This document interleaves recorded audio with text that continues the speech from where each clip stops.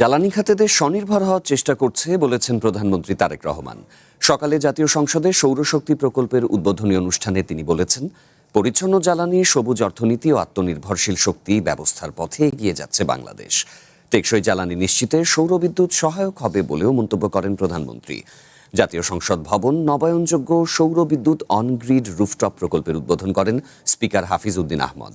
প্রধানমন্ত্রীর অনুরোধে শপথ কক্ষে এই আয়োজন করা হয়। এ সময় প্রধানমন্ত্রী বলেন, গণতন্ত্রের প্রতীক জাতীয় সংসদে সৌরশক্তি ব্যবহারের মাধ্যমে সরকার প্রমাণ করেছে যে নেতৃত্ব কেবল নীতির নয়, কর্মকাণ্ডতেও তার প্রতিফলন থাকতে হয়।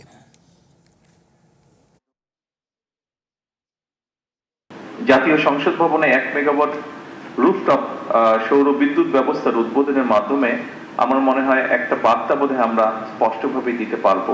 সেটি হচ্ছে বাংলাদেশ পরিচ্ছন্ন জ্বালানি, সবুজ অর্থনীতি এবং আত্মনির্ভরশীল শক্তি ব্যবস্থার পথে ধীরে ধীরে দৃঢ়ভাবে এগিয়ে যাচ্ছে।